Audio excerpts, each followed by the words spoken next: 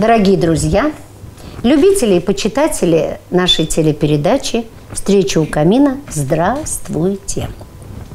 Наш гость Мария Михайловна Михайлова.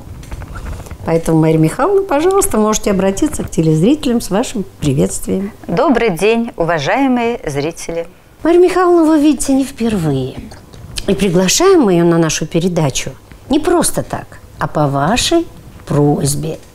Вот, например, такое письмо мне прислала Ольга Васильевна Лев по фамилии Арчанка, которая хотела бы не раз еще услышать приятный, спокойный, успокаивающий тембр голоса Марии Михайловны Михайловой. В прошлом педагога. Ну, а в нынешней ее жизни это, наверное, бабушка, да? Бабушка. Ну, поскольку такая необыкновенная бабушка, то я это называю их супербабушками, потому что они могут все. Потому что да, даже не они, а мы. И я и себя и отношу тоже к этим супербабушкам, которые и коня на скаку остановят, и, как говорится, в горящую избу войдут. Хотя есть такое выражение: ей бы немного покоя, а ей бы красивый наряд. А кони все скачут и скачут, а избы горят и горят. Правильно, Мария Михайловна? Да. Что сегодня вы нам исполните? В этом году мы отмечали Великую Победу, 75-летие. И сегодня я хочу спеть песню «Вальс фронтовой медсестры». Этот вальс, эта песня была написана к 40-летию Победы. Нашими, значит, композитором Давидом Тухмановым и поэтом Владимиром Харитоновым. Он еще и фронтовик был. Его стихи о войне навеяны пережитым на фронте. Во время Великой Отечественной войны поэт воевал в пехоте, в конном взводе и водолазных частях. Был ранен. И вот однажды, лежа в госпитале, он написал стихи, посвятил медсестрам, фронтовым медсестрам. И песня называется «Вальс фронтовой медсестры». Ну, давайте послушаем.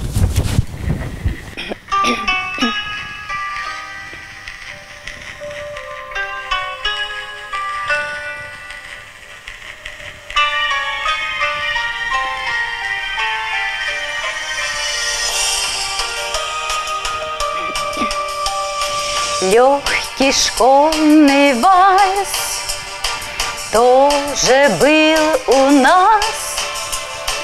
У него судьба была такая.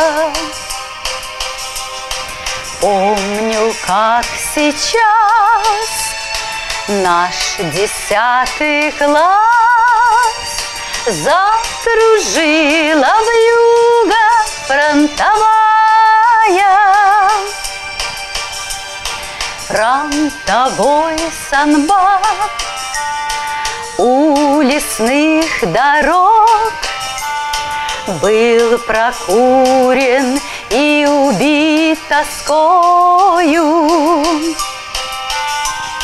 Но сказал солдат, что лежал без ног: мы с тобой, сестра, еще станцуем.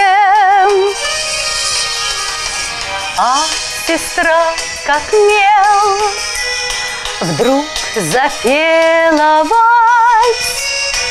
Голос дрогнул, зашатался зыбко. Улыбнулась всем: это я для вас.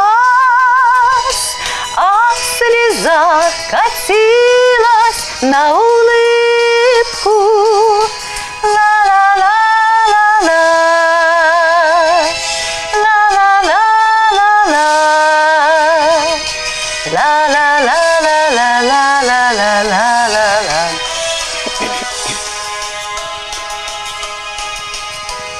Сколько лет прошло, не могу забыть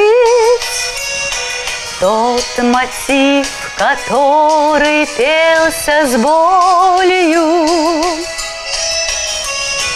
Сколько лет прошло, не могу забыть мужество солдатское и волю.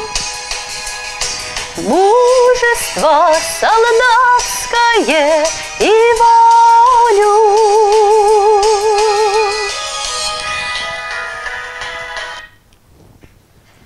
Ну, спасибо большое, Мария Михайловна, за такую песню. И действительно, вы вспомнили великий праздник 75-летия Победы. Поэтому, пожалуйста, мы нисколько не будем против, если вы будете включать в свой репертуар, помимо тех романсов, которые исполняете, песен, и вот песни такого характера. А следующие вы нам что приготовили? Ну, следующая песня будет называться так же, как все. Эта песня была написана в 1978 году поэтом Леонидом Дербеневым, композитором Александром Зацепиным. Аю распускает слухи зря, что живу я без печали и забот, что на свете всех удачливее я. И всегда, и во всем мне везет. Так же, как все, как все, как все, я по земле хожу, хожу, и у судьбы, как все, счастья себе прошу. На-на-на-на, на-на-на-на-на-на-на-на, на-на-на-на-на-на-на, счастья себе прошу. Вы не верьте, что живу я как в раю, и обходит стороной меня беда. Точно так же я под вечер устаю, и грущу, и реву иногда. Так же, как все, как все, как все, я по земле хожу, хожу, и у судьбы, как все, счастья себе прошу. На-на-на-на-на-на-на-на, на-на-на-на-на-на-на, на-на-на-на-на-на-на, счастья себе прошу. Жизнь меня порой колотит и трясет, но от бед известно средство мне одно. В горький час, когда смертельно устаю, говорю, что везет, мне все равно. Так же, как все,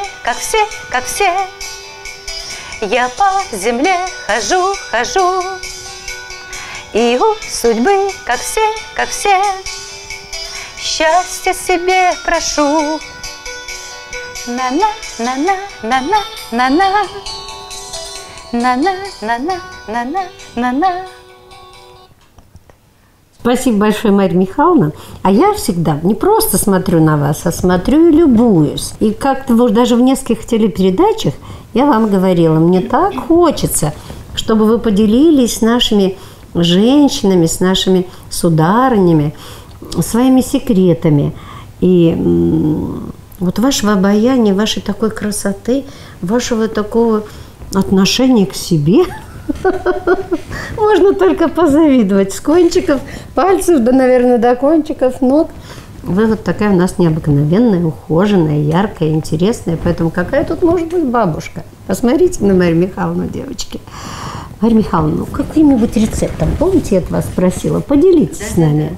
Ну, я сегодня хочу рассказать просто один рецепт, который я делаю. Так. Ну, возможно, этот рецепт известный, многие его знают, ну, может быть, кто-то и не знает, кто-то, может быть, и забыл. Вот я просто хочу сегодня поделиться. Рецепт называется «Маска Клеопатры». Да. Но перед тем, чтобы как наложить маску, нужно сначала подготовить лицо, кожу, чтобы кожа была очищена. Я сначала делаю где-то минуты 2-3 такой горячий компресс. То есть беру махровое полотенце, обмакиваю в горячую воду и прикладываю вот на лицо где-то так вот 2-3 минуты, чтобы раскрылись поры. И затем я накладываю маску. Маску я накладываю слоями. Ну, а сейчас расскажу, из чего состоит эта маска. Значит, я беру один желток, его растираю, затем 1 чайную ложку оливкового масла. Ну, если его нет, то можно любое растительное масло. Льняное тоже можно? Да, и льняное можно, да. То есть даже и подсолнечное даже можно. Но если, конечно, еще и кожа как бы вот Именно желток, да? Именно желток, да. Желток. Без белка? Без белка, Без да. белка, да. И затем 1 чайную ложку жидкого натурального меда. Ага, но если кто-то, допустим, вот аллергии, может быть, у кого-то на мед, то мед можно заменить мукой или толокном. Все это хорошо вот перемешать и накладывать на лицо слоями. Как вот один слой немножко подсохнет, и так следующий. А, подсох этот слой? Немножечко, вы накладываете потом другой слой. Да, вот так вот. А подсыхает за счет желтка? Нет? Или просто? Ну, как бы стягивается желток здесь, вот и мед, все, и получается прям такая вот маска. И держать ее, ну, я, например, держу где-то минут 15, вот так вот, ну, 20, там, как уже смотреть уже по своему, как бы вот. То есть мед, желток и масло, льняное, растительное, оливковое, любое, составные вот этой маски Клеопатры. Вот они как раз вот хорошо питают кожу, вот, делают ее, увлажняют ее, и, конечно же, и морщины тоже сокращаются за счет этого. После этого смывается теплой водой и накладывается питательный крем, которым, допустим, каждый из вас пользуется. У каждого кожа индивидуально, и каждый подбирает себе. Я ее делаю, в общем-то, можно сказать, что постоянно. Вот. И делать маску нужно где-то 1-2 раза в неделю. Ага, 1-2 раза в неделю не больше, достаточно. Да. Но это вот область лица, а область шеи, чтобы сохранить. Ну и можно. Потому что уже женщины говорят, это руки и шея, да? Ну да, но можно и на шее тоже это разогреть любое тоже масло, вот, и наложить на марлю, допустим, вот так вот, и вот это закутать вот так вот шею, тоже подержать, ну, тоже где-то минут 20-30 можно. Вот. Можно даже полежать. Так вот. Ну вот спасибо большое, что, видите, мы как разнообразили ваши песни, которые вы для нас исполняете, еще и возможностью поделиться вот рецептами вашей неувидаемой красоты. Ну что ж, дорогие телезрители, Марья Михайловна, спасибо большое. Вам спасибо за внимание.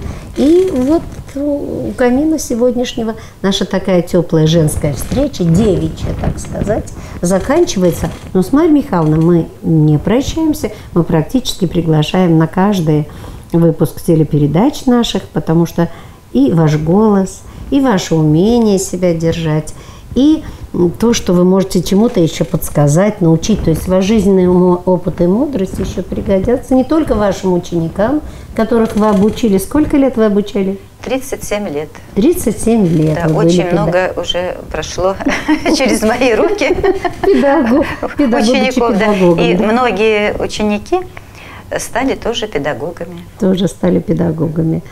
Ну вот, замечательно. Хотелось бы, чтобы они у вас увидели. И, может быть, помашете вы им ручкой, и они вам ответят. Да. Всего доброго. Всего доброго, уважаемые телезрители. До свидания. До встречи, до свидания.